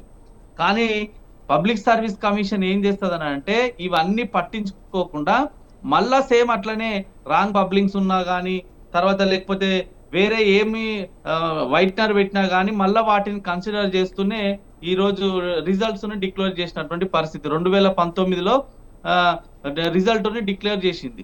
సో ఇప్పుడు అసలైన కథ ఏందనంటే ఈ రోజు లక్షలాది మంది నిరుద్యోగులు ఒక్క మార్కు తేడాతోని అర మార్కు తేడాతోని సార్, నేను ఎందుకనంటే నేను చాలా సంవత్సరాలు కాంపిటీషన్ ఫీల్డ్ లో ఉన్నా చదువుకున్నా కాబట్టి ఆ బాధలు నాకు తెలుసు. ఒక్క మార్కు హాఫ్ మార్కుతోని ఉద్యోగానికి దూరమైనటువంటి వ్యక్తులు ఈ రోజు లక్షలలో ఉంటారు మన తెలంగాణ రాష్ట్రంలో. అంటే ఒక్క మార్కు వెనుకబడితే ఉద్యోగం రాదు, అర మార్కు వెనుకబడితే మన ముందు వేల మంది ఉంటారు. అట్లాంటి పరిస్థితుల్లో ఈ రోజు ఎంత పకడ్బందీగా ఈ రోజు మూల్యాంకనం చేయాల్సినటువంటి పబ్లిక్ సర్వీస్ కమిషన్ వీటిని ఏవి కూడా లెక్కలోకి తీసుకోకుండా చేసింది. పైపెచ్చు ఈ కమిషన్ ఈ రోజు హైకోర్టులో ఏమని వాదనలు వినిపిస్తుందనంటే కమిషన్ తరపున లాయర్ గాని తర్వాత వాళ్ళు ఇచ్చినటువంటి సోర్సెస్ ద్వారా కమిషన్ లో ఉన్నటువంటి వాళ్ళు ఏమంటారంటే డివిజన్ బెంచ్ ఏదైతే భౌతికంగా అంటే మాన్యువల్ గా ఏదైతే వాల్యుయేషన్ చేయమని చెప్పిందో దాని ప్రకారమే మేము చేసినాము. ప్లస్ 10 సంవత్సరాలు అయిపోయింది, అందరూ కూడా సర్వీస్లలో ఉన్నారు కాబట్టి మనం ఇప్పుడు కమిషన్ ఎక్కడ కూడా దురుద్దేశం లేదు, పక్షపాతం లేదు, ఎవరికి కూడా మేము జాబులను పక్షపాత ధోరణితో ఇయ్యలేదు, దురుద్దేశంతో ఇయ్యలేదు కాబట్టి మేము కరెక్టే చేసినామని ఈ రోజు హైకోర్టులో మళ్ళీ తప్పుడు ప్రచారం చేసేటువంటి రాజురెడ్డి గారు ఇంకో మాట కూడా చెప్పడం జరిగింది. వారంతా విధుల్లో ఉన్నారు, ఇప్పుడు కనుక వ్యతిరేక తీర్పిస్తే కనుక పరిపాలనాపరమైన ఇబ్బందులు వచ్చే అవకాశం ఉంది, గందరగోళం నెలకొంటుందని చెప్పి కూడా టీజీపీఎస్సీ లాయర్ చెప్పడం జరిగింది. నేనేమంటున్నా సార్, గతంలో మనం చాలా సందర్భాల్లో చూసినాము పబ్లిక్ సర్వీస్ కమిషన్ అనేది రాజకీయాలకు ఒక కేంద్ర బిందువుగా మారినటువంటి పరిస్థితి. అంటే రాజకీయాల్లో నిరుద్యోగులుగా ఎవరైతే ఉంటారో ఏ పదవి లేకుండా వాళ్ళకు ఏదైనా ఎక్స్పీరియన్స్ ఉండదు ఒక ఫీల్డ్ లో, తర్వాత పరిశోధన చేసినటువంటి వ్యక్తులు ఉండరు, నిరుద్యోగుల బాధలు చేసినటువంటి వ్యక్తులు ఉండరు. కేవలం వాళ్ళను కమిషన్ లో సభ్యులుగా ఎవరిని పెడుతున్నారు అంటే రాజకీయాల్లో ఎవరికైతే నిరుద్యోగం లేదో వాళ్ళని తీసుకొచ్చి పబ్లిక్ సర్వీస్ కమిషన్ లో పెడితే వాళ్ళకి అసలు అవగాహననే ఉండదు. అందుకే కదా గతంలో పేపర్ లీకేజీలు అయినాయి, లేకపోతే బయోమెట్రిక్ తీసుకునే సందర్భంలో ఇబ్బంది పడ్డారు, తర్వాత హాల్ టికెట్ నెంబర్లు వేరే దగ్గర. అరే మీరు విచిత్రమైన పరిస్థితి మనం చూసినాము. మీరు ఇందాక చెప్పినట్టు ఒక ఊర్లో ఉన్న వాళ్ళకి 20 మందికి 30 మందికి ఉద్యోగాలు వస్తాయి, ఒక సెంటర్ లో పడ్డ వాళ్ళకి 20 మందికి 30 మందికి ఉద్యోగాలు వస్తాయి, లేకపోతే వెనకాల కూర్చున్న వాళ్ళకి 20 మందికి 30 మందికి ఉద్యోగాలు వస్తాయి. దీన్ని బట్టి చూస్తే అర్థం కావట్లేదా? సో ఇదంతా కూడా పరిశీలన చేస్తే 100% ఈ రోజు నిరుద్యోగుల కడుపును కొట్టినది గతంలో ఉన్నటువంటి ప్రభుత్వము చాలా క్లియర్ గా అర్థమైతా ఉంది. లక్షలాది మంది విద్యార్థుల జీవితాలతోని చెలగాటమాడింది. ఇప్పుడు దాన్ని ఏ రకంగా సరి చేస్తారో, ఇప్పుడు 10 సంవత్సరాలు ఉద్యోగం చేసినటువంటి వ్యక్తిని ఈ రోజు నువ్వు వెనకాలకు పిలిస్తే ఏ రకంగా ఈ రోజు నిజమైన నిరుద్యోగికి న్యాయం జరుగుతుంది? ఎట్లా న్యాయం చేస్తారు? ఇప్పుడు 10 ఇయర్స్ వీళ్ళ టర్మ్, నేను ఇప్పుడు ఫర్ ఎగ్జాంపుల్ నన్ను సెలెక్షన్ చేసిరు సార్, నేను 10 ఇయర్స్ సర్వీస్ చేసిన, ఇప్పుడు నన్ను వెనకకు పిలిస్తే మీరు ఏ రకంగా అంటే నేనేం చేస్తా? అప్పుడు మళ్ళా సుప్రీం కోర్టుకు పోతా. లేదనంటే ఇప్పుడు ఒకవేళ కమిషన్ అనుకుంటే ఎవరెవరినైతే ఈ బబ్లింగ్ విషయంలో కానీ వైట్నర్ విషయంలో కానీ ఉద్యోగాలు మీకు ఇవ్వడం లేదు, మీరు వెనకకు రావాలని పిలిస్తే వాళ్ళ దగ్గర నుంచి శాలరీని మీరు రికవర్ చేస్తారా? వాళ్ళకి ఫైన్లు వేస్తారా? వాళ్ళ మీద కేసులు నమోదు చేస్తారా? లేకపోతే గతంలో అప్పుడు ఎప్పుడైతే 2015-16 నోటిఫికేషన్ వచ్చినప్పుడు పబ్లిక్ సర్వీస్ కమిషన్ చైర్మన్ గా ఉన్నటువంటి వ్యక్తుల మీద, కమిషన్ లో సభ్యులుగా ఉన్నటువంటి వ్యక్తుల మీద, సెక్రటరీగా మెంబర్గా ఉన్న వాళ్ళ మీద మీరు క్రిమినల్ కేసులు పెడతారా? వీటన్నిటి మీద ఎందుకంటే మీరు చాలా క్లారిఫికేషన్ ఇవ్వాలి. ఇప్పుడు ప్రస్తుతం ఉన్నటువంటి కాంగ్రెస్ ప్రభుత్వానికి కూడా ఇవన్నీ సూచనలు చేస్తున్నాం. ఎందుకంటే దీన్ని నరసయ్య గౌడ్ గారు సమాధానం చెప్పాలి. నరసయ్య గౌడ్ గారు మీరేమంటారు? అప్పట్లో ఉన్న అవకతవకలకు పాల్పడిన వారందరి మీద చర్యలు తీసుకుంటారా, లేకపోతే గత ప్రభుత్వం లాగానే చేస్తారా? నేనేమంటున్నానా, ఇప్పుడు మూల్యాంకనం చేయమని తీర్పిచ్చింది కోర్టు. మేము మూల్యాంకనం చేసేటప్పుడు గత ప్రభుత్వ హయాంలో ఉన్నటువంటి టిపిఎసి ఎంత మందిని ఇట్లా డబ్బులు రాంగ్ బబ్లింగ్ చేసిన వాళ్ళను, వైట్నర్ ఉపయోగించిన వాళ్ళను, ఇవన్నీ చేసిన వాళ్ళను వాళ్ళకు ఉద్యోగాలు ఇచ్చిందో ఐడెంటిఫై చేస్తుంది. ఐడెంటిఫై చేసిన తర్వాత దీనికి బాధ్యులు ఎవరు? ఎందుకంటే టెక్నికల్ కమిటీ రిపోర్ట్ ఇచ్చిన తర్వాత కూడా based on the technical committee report court కూడా ఉత్తర్వులు ఇచ్చిన తర్వాత కూడా కోర్టును ధిక్కరించి వీళ్ళు మూల్యాంకనం చేయడానికి ఎవరు బాధ్యులో బాధ్యతలను ఫిక్స్ చేసి వాళ్ళ మీద క్రిమినల్ కేసులు పెట్టడం జరుగుతుంది. ఎందుకంటే నిరుద్యోగులకు ఒక భరోసా కల్పించాలి. ఈ రోజు నాకు ఉద్యోగం రాలేదు ఒక హాఫ్ మార్పు తోటి అంటే నేను మార్పు తెచ్చుకోలేకపోయినా అని అనుకోవాలి తప్ప అవతల వాడు దొంగతనంతోటి ఒక మార్క్ ఎక్కువ తెచ్చుకున్నానే దాన్ని ఉండకూడదు వాళ్ళ మనసులో. కాబట్టి టీజీపీఎస్సీలో గత ప్రభుత్వంలో ఉన్నటువంటి బాధ్యులు ఎవరైతే ఉన్నారో, ఆఫీస్ బేరర్స్ ఎవరైతే ఉన్నారో వాళ్ళను ఫిక్స్ చేసి వాళ్ళ మీద కేసు ఖచ్చితంగా పెట్టుతాం. అంతవరకు పక్కా జరుగుతుంది. కాకపోతే ఏంటంటే వీళ్ళు చెప్పినటువంటి నిబంధనలు తూచా తప్పకుండా మేము పాటిస్తే ఎంతమందికి అనవసరమైన అంటే అక్రమంగా ఉద్యోగాలు వచ్చినాయో కూడా తేలిపోతుంది కదా. ఇప్పుడు అక్రమంగా ఉద్యోగం సంపాదించి నేను 10 సంవత్సరాలు సర్వీసులో ఉన్నా నన్ను ఎట్లా తీసేస్తారు అని చెప్పడం కరెక్ట్ కాదు కదా. నీకు వచ్చిన ఉద్యోగమే తప్పైనప్పుడు నువ్వు ఉన్న సర్వీస్ కూడా తప్పే కదా.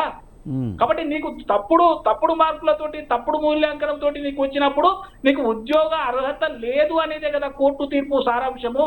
కాబట్టి నువ్వు 10 సంవత్సరాల నుంచి ఉన్నవా, 8 సంవత్సరాల నుంచి ఉన్నవా, నువ్వు ఎంత ఎక్సలెంట్ గా జాబ్ చేసినావు అనేది తర్వాత సంగతి. నీకు జాబ్ వచ్చిన విధానమే తప్పు కాబట్టి నీకు ఆ అర్హత లేదు కాబట్టి ఖచ్చితంగా అలాంటి వారిని వెనుకకు పిలువక తప్పనిసరి పరిస్థితి. సరే, వాళ్ళకున్న హక్కును మనం కాదనలేం. వాళ్ళు సుప్రీంకోర్టు పోవచ్చు, సింగిల్ బెంచ్, డబుల్ బెంచ్, రాజ్యాంగ ధర్మాసనం వాళ్ళకి ఏం అవకాశం ఉంటే వాళ్ళను పోవచ్చు, వాళ్ళని మనం ఆపే అవకాశం మనకు లేదు. కానీ కోర్టు తీర్పులను అనుసరించి ఖచ్చితంగా మనము మూల్యాంకనం చేయక తప్పదు. మూల్యాంకనం చేసేటప్పుడు కోర్టు ఉత్తర్వులను ఖచ్చితంగా తూచా తప్పకుండా అది వాళ్ళను వినియోగంలోకి తీసుకురావడం తప్పదు.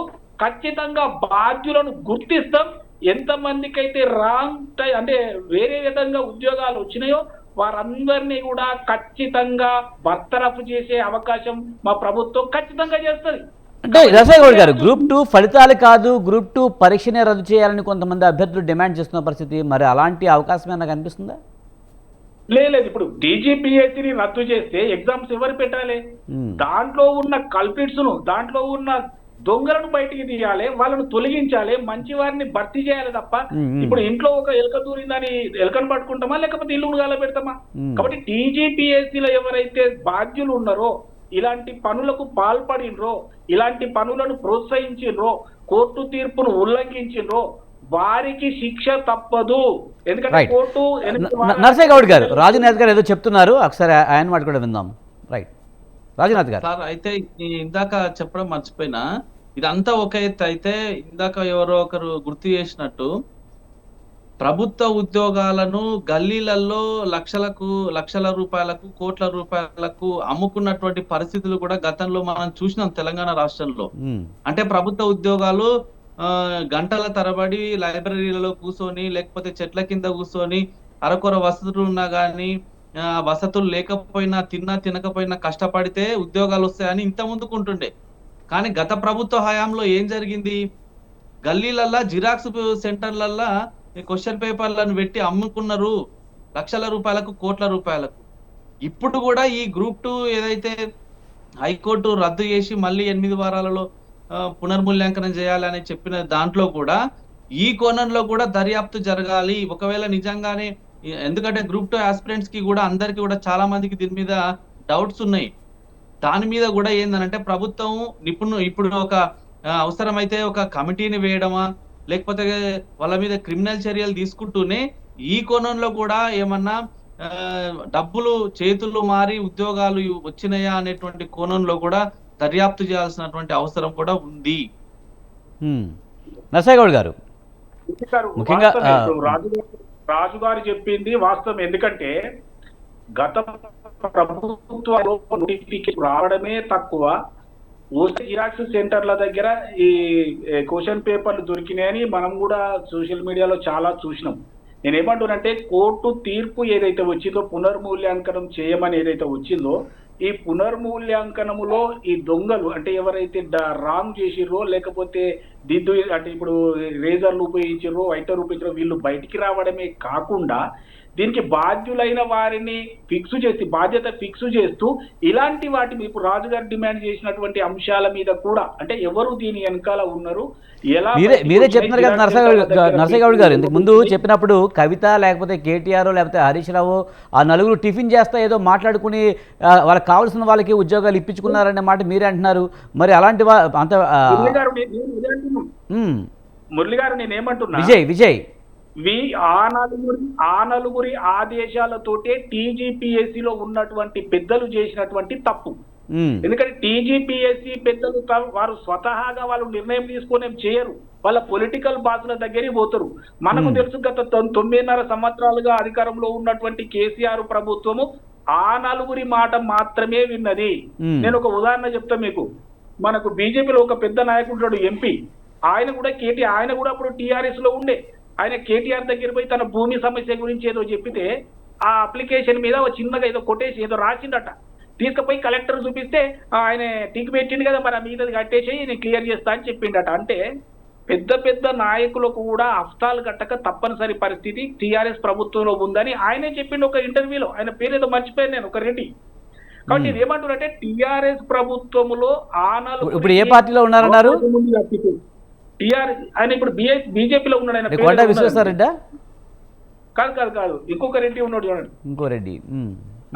ఢిల్లీలో బాగా కమాల్ చేస్తా ఉంటాడు, మర్చిపోయిన పేరు. అయితే ఆయన చెప్పిండు, మీడియాలో చెప్పిండు, నేనేమో దొంగతనంగా చెప్పట్లేదు, ఆయన క్లిప్ కూడా మనకు దొరుకుతుంది. అంటే అంత పెద్ద నాయకుడు కేసీఆర్ కు దగ్గరి నాయకుడు కూడా వారికి లంచం ఇవ్వకపోతే పని జరిగినటువంటి పరిస్థితులు మనం చూసినాం కదా. ఇప్పుడు వాళ్ళ కుటుంబ సభ్యులైన కవితనే చెప్తుంది కదా, ఈ హరీష్ రావు దొంగ లేకపోతే కేటీఆర్ దొంగ అంటే కేసీఆర్ అంటలేదు. వాస్తవంగా కవిత గారు కూడా ఆమెకు దమ్ము ఉంటే, ఆమెకు పొలిటికల్ మెచ్యూరిటీ ఉంటే ఆమె చేయవలసిన ఆరోపణలు కేటీఆర్ మీద చేయాలి. ఆ కింద దొంగలకు చెప్తే ఏముండదండి. అంటే ఆమె ఏం చెప్తుందంటే హరీష్ రావు దొంగ, హ్యాపీ రావు దొంగ, మా అన్న మంచోడు, మా నాయన మంచోడు అంటే ఎవడన్నా నమ్ముతాడా? క్రెడిబిలిటీ ఎక్కడ ఉంటుందండి? నేను స్ట్రైట్ గా ఆరోపణ చేస్తున్నా, ఆ నలుగురు మాత్రమే ఆదేశాలు ఇవ్వడం జరుగుతూ ఉంది, ఆ నలుగురికి మాత్రమే సంబంధం ఉంటది. టీజీపీఎస్సీ తప్పు చేసినా, ఏ డిపార్ట్మెంట్ లో తప్పు చేసినా, ఏ డిపార్ట్మెంట్ ఒప్పు చేసినా అదంతా కూడా స్ట్రైట్ అవే కేటీఆర్ హరీష్ రావు కవితకు మాత్రమే చెందుతుంది. కాబట్టి టీజీపీఎస్సీ వాళ్ళు డైరెక్ట్ గా దొరుకుతారు. ఈ పొలిటికల్ పార్టీలకు రిటర్న్ ఆర్డర్స్ ఏమి ఉండవు కదా, మౌఖిక ఆర్డర్స్ ఉంటాయి కాబట్టి వాళ్ళు తప్పించుకునే అవకాశం ఉంది. కాబట్టి ఇప్పుడు పీసీ ఘోష్ కమిషన్ లో కూడా ఎవరిని తప్పు పట్టింది? డైరెక్ట్ కేసీఆర్ ని తప్పు పట్టింది, హరీష్ రావుని తప్పు పట్టింది కదా. కాబట్టి నేను ఒకటే అంటున్నా, ఉద్యోగాలు ఇచ్చేటప్పుడు వారి అనుయాయులకు, వారికి సంబంధించిన వాళ్లకు ఇవ్వాలన్న ఏకైక లక్ష్యంతోటే పప్పు పుట్టాల లెక్క పంచిపెట్టిరని సోషల్ మీడియాలో మస్తు కథలు చూసినాం మనం. కాబట్టి నేను ఒకటే అంటున్నా, ఇప్పుడు కోర్టు ఒక ఆదేశం ఇచ్చింది, ఒక తీర్పు ఇచ్చింది, డిస్క్రిప్టివ్ తీర్పు ఇచ్చింది. ఏం చెప్తా ఉంది? ఇంతకు ముందు మేము ఆదేశాలు ఇచ్చిండ్రు, ఆ ఆదేశాలను తుంగలో తొక్కి వాటిని పరిగణలోకి తీసుకోకుండా వాళ్ళు రాంగ్ పబ్లింగ్ వాళ్ళని కానీ, వైట్నర్ చేసిన వాళ్ళని కానీ, ఇంకా తప్పులు చేసిన వాళ్ళందరినీ లెక్కలోకి తీసుకొని వాళ్ళకు ఉద్యోగం ఇచ్చారు. వాళ్ళు ఇప్పుడు గత 10 సంవత్సరాలు, గత 7-8 సంవత్సరాలు ఉద్యోగాలు చేస్తున్నారు అని చెప్తున్నారు కదా. ఇప్పుడు కోర్టు ఏదైతే ఇచ్చిందో దాన్ని ప్రస్తుత గవర్నమెంట్, మా రేవంత్ రెడ్డి గారి గవర్నమెంట్, మా కాంగ్రెస్ గవర్నమెంట్ ఖచ్చితంగా పరిగణలోకి తీసుకొని ఏ డైరెక్షన్ అయితే ఇచ్చిందో లెటర్ అండ్ స్పిరిట్ మేము ఆమోదిస్తాం, దాని ప్రకారం మేము మూల్యాంకనం చేస్తాం. అందులో ఎంతమంది దొంగతనంగా అంటే ఒక రకంగా తప్పులు చేసి కూడా ఉద్యోగాలు తెచ్చుకున్నారో వాళ్ళందరినీ కూడా డిస్మిస్ చేస్తాం. కోర్టు తీర్పు ఎలాగైతే ఉంటుందో అలాగే చేస్తాం. ఇన్ అడిషన్ టు దట్, ఈ పప్పు పుట్నాలు చేసిన దాని వెనకాల, ఈ లీకేజ్ చేసిన దాని వెనకాల, ఈ తప్పులు చేసిన దాని వెనకాల టీజీపీఎస్సీ చైర్మన్ సభ్యులే కాకుండా ఇంకా పొలిటికల్ బాసులు ఎవరైనా ఉన్నారో దాన్ని కూడా బయటికి తీసుకొచ్చే ప్రయత్నం కాంగ్రెస్ గవర్నమెంట్ ఖచ్చితంగా చేస్తుందని నేను తెలియపరుస్తా ఉన్నా. కాబట్టి ఒకటే ఫైనల్ గా నేను చెప్పేది ఏంటంటే, కాంగ్రెస్ గవర్నమెంట్ నిరుద్యోగ పక్షాన పనిచేస్తుంది. నిరుద్యోగులకు సరి అయిన విధంగా వాళ్ళ టాలెంట్ ప్రకారం, వాళ్ళకు వచ్చిన మార్కుల ప్రకారం, రూల్స్ అండ్ రెగ్యులేషన్స్ ప్రకారం, ఇప్పుడు కోర్టు ఇచ్చిన తీర్పు ప్రకారం మాత్రమే ఉద్యోగాలు చెందాలని భావిస్తుంది తప్పితే తప్పులు తడకలతోటి అనుయాయులకో లేకపోతే ఆశ్రిత పక్షపాతంతో ఉద్యోగాలు ఇవ్వాలని రేవంత్ రెడ్డి గవర్నమెంట్ అనుకోవడం లేదని నేను స్పష్టంగా తెలియపరుస్తా ఉన్నా. ఏ నిరుద్యోగ యువకులు కూడా ఎట్టి పరిస్థితిలో ఈ గవర్నమెంట్ తప్పులు చేస్తుందని మీరు భావించొద్దు. ఖచ్చితంగా రేవంత్ రెడ్డి గారు ఏదైతే చూద్దాం మరి భవిష్యత్తులో ఎలా చేస్తుందో కాంగ్రెస్ ప్రభుత్వం, నిజంగా తప్పు చేసిన వాళ్ళని శిక్షిస్తుందో లేదో చూడాల్సిన పరిస్థితి నరసయ్య గౌడ్ గారు. రైట్, అవసరం లేదు. ఖచ్చితంగా మూల్యాంకనం బాగా జరుగుతుంది, సరైన వాళ్ళకి ఉద్యోగం వస్తుంది. రైట్, వెంకటేష్ గారు, ముఖ్యంగా చదువుకునే వాళ్ళకి కాదు, చదువు కొనుక్కునే వాళ్ళకి మాత్రమే ఉద్యోగాలు వస్తున్నాయనే వాదన ఉంది. ముఖ్యంగా తెలంగాణ పోరాటం జరిగిందే నీళ్లు నిధులు నియామకాలు తో. ముఖ్యంగా నియామకాల విషయంలో గత ప్రభుత్వం అలసత్వం ప్రదర్శించడం, ఉద్యోగాలు ఇవ్వకపోవడంతోనే నిరుద్యోగులే గత ప్రభుత్వాన్ని ఓడించారనే వాదన అయితే ఉంది. ఎలా చూడాలి? వాస్తవం అండి, మీరు అన్నది. తెలంగాణ రాష్ట్ర ఉద్యమంలో ప్రధాన పాత్ర వహించింది విద్యార్థి నిరుద్యోగుల యువతనే. మా రాష్ట్రం వస్తే మాకు ఉద్యోగాలు వస్తాయని చెప్పేసి అగ్రభాగా నుండి ప్రాణాలను అర్పించినటువంటి ముందు వరుసలు ఉన్నది యువతనే. కానీ రాష్ట్రం వచ్చిన తర్వాత 10 ఏళ్లు గడిచినా కూడా ఉద్యోగాలు వస్తలేవని చెప్పేసి నియామకాలు చేపట్టడం లేదు.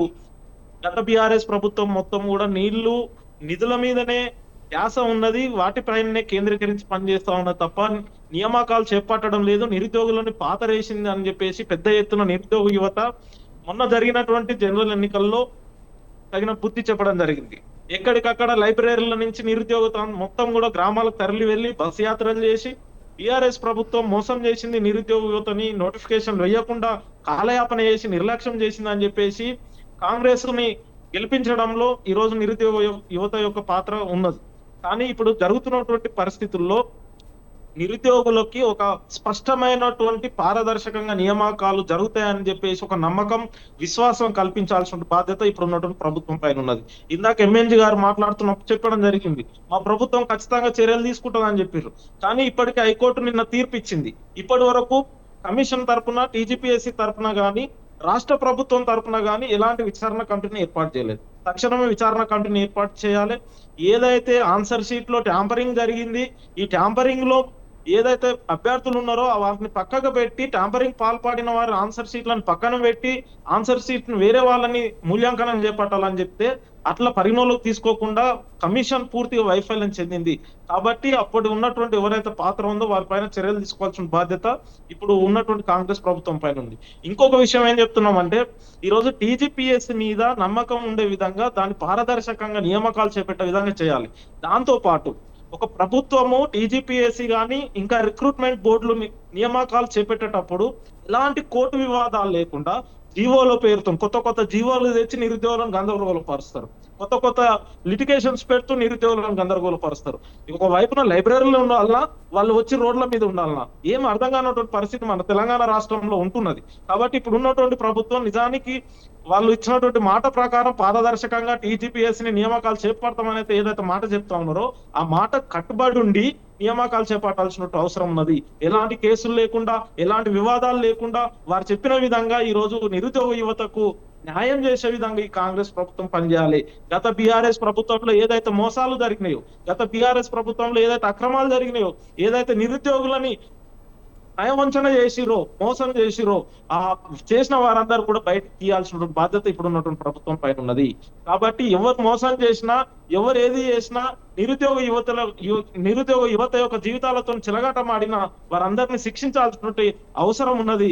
కాబట్టి ఈ రోజు యువత ఈ రాష్ట్రంలో అగ్రభాగా నుండి వారి యొక్క జీవితాలను ఒక ఉన్నతమైనటువంటి స్థానాల్లోకి వెళ్లాల్సినటువంటి యువత యొక్క జీవితాలతోని ఈ రోజు నియామకాలు చేపట్టాల్సిన. వెంకటేష్ గారు, మీరు చెప్పినట్టు యువత జీవితాలతో ఆడుకుంటున్నట్టే. ఎందుకంటే కష్టపడి చదివి ఉద్యోగాలు రాక చాలా మంది ఆత్మహత్యలు చేసుకుంటున్న పరిస్థితి కనిపిస్తుంది. మొన్న మధ్య మురళీ ముదిరాజ్ అనే వ్యక్తి కూడా ఆత్మహత్య చేసుకున్నాడు. మరి ఈ హత్యలన్నింటినీ ఎలా చూడాలి? ప్రభుత్వ హత్యల కింద చూడాల్సిన అవసరం ఉందంటారు? వాస్తవం అండి, అప్పుడు ఉన్నటువంటి ప్రభుత్వంలో ఉద్యోగాలు రాకముందు ప్రతి జిల్లాల్లో నిరుద్యోగ యువత ఆత్మస్థైర్యం కోల్పోయి ఆత్మహత్యలు చేసుకున్నటువంటి పరిస్థితి మనం చూసినాం. గతంలో ఎన్నికల ముందు కూడా ప్రవళిక అనేటువంటి అమ్మాయి చిక్కడపల్లిలో ఇక నాకు ఉద్యోగాలు వస్తలేవని చెప్పేసి ఆత్మహత్య చేసుకున్నటువంటి పరిస్థితి ఉన్నది. అనేక మంది నిరుద్యోగ యువత ఒకవైపు రాష్ట్రం కోసం బలిగా ఉన్నారు, ఇప్పుడు ఉద్యోగాల కోసం బలి చేసుకుంటున్న పరిస్థితి ఈ రోజు ప్రభుత్వాలు కల్పిస్తా ఉన్నాయి. ఆ ప్రభుత్వాలు ఒక నమ్మకం కలిగే విధంగా ఉద్యోగాల నోటిఫికేషన్లు వేయాలి. గత ప్రభుత్వం చేసిన తప్పులని ఇప్పుడున్న ప్రభుత్వం చేయకూడదు. ఏదైతే నిరుద్యోగులు ఉన్నారో వారందరికీ భరోసానివ్వాలి. ఏదైతే నిరుద్యోగ యువతకు ఇప్పుడు ఉద్యోగాలు వచ్చేంత వరకు నిరుద్యోగ వృత్తి ఇచ్చి ఆదుకోవాల్సినటువంటి పరిస్థితి ఇప్పుడు ఉన్నటువంటి ప్రభుత్వం పైన ఉన్నది. గత ప్రభుత్వం పట్టించుకోలేదు, గత ప్రభుత్వం మోసం చేసింది. కాబట్టి గత ప్రభుత్వం చేసినటువంటి మోసాలని ఇప్పుడున్నటువంటి కాంగ్రెస్ ప్రభుత్వం చేయకూడదు. అదే విధంగా మేము ఒక డిమాండ్ చేస్తా ఉన్నాం ఇప్పుడున్నటువంటి ప్రభుత్వాన్ని కూడా, ఏదైతే హామీలు ఇచ్చిరో నోటిఫికేషన్లు మొదటేడాదిలోనే 2 లక్షల ఉద్యోగాలను భర్తీ చేస్తా ఉన్నారో ఆ 2 లక్షల ఉద్యోగాలకు నోటిఫికేషన్లు ఇవ్వండి. ఇప్పటికీ నిరుద్యోగ యువతలో తీవ్రమైనటువంటి అసంతృప్తి కొనసాగుతా ఉన్నది. మొన్న జరిగిన గ్రూప్ 1 నియామకాల పైన కూడా ఈ రోజు కోర్టులో కేసు నడుస్తా ఉన్నది. కాబట్టి ఇట్లాంటి కేసులు లేకుండా, వివాదాలు లేకుండా నిరుద్యోగ వారి యొక్క జీవితాలని భవిష్యత్తును దృష్టిలో పెట్టుకొని, మనం ఇందాక మిత్రులు మాట్లాడటం చెప్పడం జరిగింది, నేను కూడా చెప్పడం జరిగింది. మేము చిక్కడపల్లిలో ఉంటామండి. ఇక్కడ చిక్కడపల్లి లైబ్రరీకి ఎదురుగానే మా ఆఫీస్ ఉంటుంది. వారి యొక్క బాధలు చూస్తుంటే నిజానికి ఒక్కొక్కసారి ఇబ్బంది అనిపిస్తుంటది. ఎందుకంటే వారు అసలు ఒక పూట తినక ఒక అరటి పండుతో సరిపెట్టుకునే పరిస్థితి ఉన్నదండి. ఎంత ఘోరమైనటువంటి పరిస్థితుల్లో ఈ రోజు నిరుద్యోగులు వారు ఉద్యోగాల కోసం ఎదురు చూస్తున్నారో అర్థం చేసుకోవాలి. కాబట్టి గత బీఆర్ఎస్ ప్రభుత్వ తప్పులన్నీ ఎండగడుతూనే ఇప్పుడున్నటువంటి ప్రభుత్వం గత బీఆర్ఎస్ ప్రభుత్వం నిర్లక్ష్యం చేసినట్టు చేయకుండా నోటిఫికేషన్లు వేసి నిరుద్యోగులను ఆదుకోవాల్సినటువంటి పరిస్థితి ఇప్పుడు ఉన్నటువంటి ప్రభుత్వం పైన ఉందని చెప్పేసి మేము కోరుతా ఉన్నాం. రైట్. రాజునాథ్ గారు, ముఖ్యంగా కొంతమంది అర్హత సాధించకపోవడంతోనే కోర్టును ఆశ్రయించారని, ఇలాంటి వాటిని అనుమతించకూడదంటూ కూడా సుప్రీంకోర్టు కూడా చెప్పిందంటూ కూడా టీజీపీఎస్సీ లాయర్ చెప్పడాన్ని మీరు ఎలా చూస్తారు? సార్, ఇప్పుడు కోర్టుల పరిభాషలో ఒక మాట ఉంటుంది సార్, 1000 మంది దోషులు తప్పించుకున్నా ఏం కాదు, కానీ ఒక నిర్దోషికి శిక్ష పడకూడదని అంటారు. అనంటే ఏంటంటే ఈరోజు నిజంగా కష్టపడి ఉద్యోగం రావాలనేటువంటి కాంక్షతోని ఎన్నో త్యాగాలను చేసి ఈరోజు ప్రభుత్వ ఉద్యోగాల కోసం కష్టపడి 1 మార్కుతోని 1/2 మార్కుతోని ఈరోజు ఉద్యోగం కోల్పోయిన వ్యక్తులు, విద్యార్థులు, నిరుద్యోగులు ఒకవైపు అయితే, ఈరోజు బబ్లింగ్ విషయంలో కానీ, వైట్నర్ యూజింగ్ విషయంలో కానీ డబల్ బబ్లింగ్ చేసి ఈరోజు వాటిని కన్సిడర్ చేసినటువంటి వ్యక్తులు ఉద్యోగాలు చేస్తుంటే, ఈరోజు దీన్ని ఏ రకంగా పరిగణలోకి తీసుకోవాలని ఒకసారి ఆలోచన చేయాలి. అది ఒకటే కాదు రాజునాథ్ గారు, ముఖ్యంగా చూస్తే కనుక ఈ గ్రూప్ 2, గ్రూప్ 1 లాంటి ఎగ్జామ్స్ నిర్వహించేటప్పుడు కూడా బురగాలు తీయించేస్తారు, మంగళసూత్రాలు తీయించేస్తారు. ఒక్క నిమిషం ఆలస్యమైనా సరే ఎగ్జామ్ సెంటర్కి అనుమతించిన పరిస్థితి. ఇన్ని రూల్స్ పెట్టిన వాళ్ళు ఇలాంటి అవకతవకలు పాల్పడే ఎంతవరకు కరెక్ట్? ఎస్, మీరు చెప్పింది చాలా వాస్తవం సార్. ఎందుకంటే మనం చూసినాం కూడా కల్లారా ఈ విషయాలు. మెట్టలు తీసేస్తారు, మంగళసూత్రాలు తీసేస్తారు, బ్రాస్లెట్స్ ఉంటే తీసేస్తారు, ఆ షూస్ ఉంటే ఇప్పేస్తారు, సాక్సులు ఉంటే ఇప్పేస్తారు. ఇన్ని రకాల పకడ్బందీగా చర్యలు తీసుకొని నిరుద్యోగులకు నోటిఫికేషన్లకు, ఉద్యోగాలకు రాత పరీక్షలు పెట్టినాం అంటారు. కానీ వాస్తవానికి చూస్తే ఇంత బ్లండర్ మిస్టేక్ ఈరోజు కమిషన్లు చేస్తున్నటువంటి పరిస్థితి ఈ రోజు ఉంది. నేను ఈ సందర్భంగా ఒక విషయాన్ని గుర్తు చేస్తున్నా. ఇదే ఎమ్మెల్యేల మీద ఒకవేళ అనర్హత పిటిషన్ దాఖలయ్యి ఒకవేళ ఎమ్మెల్యేలు కానీ, ఎంపీలు కానీ డిస్క్వాలిఫై అయితే ఎంత స్పీడ్ గా దాని మీద చర్యలు తీసుకుంటారు, ఎంత స్పీడ్ గా మళ్ళీ ఉప ఎన్నికలకు పోతారు, మనం ఆలోచన చేయొచ్చు. అందుకని మన గౌరవ సుప్రీంకోర్టు, దేశ అత్యున్నత సుప్రీంకోర్టు ఒక మాట అన్నది సార్, చాలా మంచిగా అనిపించింది ఆ మాట. ఏమన్నదంటే, ఏదైతే మన తెలంగాణ రాష్ట్రంలో 10 మంది ఎమ్మెల్యేలు ఫిరాయింపుదారులు ఉన్నారో వాళ్ళ గురించి ఎంక్వైరీ చేస్తున్నటువంటి సందర్భంలో వాదనలు విన్న తర్వాత సుప్రీంకోర్టు ఒక మాట అన్నది సార్. ఏమన్నది? మీకు తగినంత సమయం ఇచ్చినాం, తెలంగాణ రాష్ట్ర అసెంబ్లీ స్పీకర్ గారికి తగినంత సమయం ఇచ్చినాము, అయినా కూడా మీరు నిర్ణయం తీసుకోలేదు. ఈ అతి కొద్ది రోజుల్లోనే మీరు దీని మీద నిర్ణయం తీసుకోవాలి, లేకపోతే కొత్త సంవత్సర వేడుకలను మీరు ఎక్కడ జరుపుకోవాలనుకుంటున్నారో మీరే నిర్ణయించుకోండి అని చాలా ఘాటు విమర్శలు చేసింది. రైట్. రాజునాథ్ గారు, మనకు టైం అయిందండి, టైం అయింది, మరోసారి చర్చిద్దాం. థ్యాంక్ యూ వెరీ మచ్ రాజునాథ్ గారు, టైం అయింది. అలాగే వెంకటేష్ గారు, మిట్ట నరసయ్య గౌడ్ గారు, థ్యాంక్ యూ వెరీ మచ్ అండి డిబేట్లో పాల్గొన్నందుకు. ఇది ఇవాల్టి బిగ్ టాక్. చూస్తూనే ఉండండి స్వతంత్ర.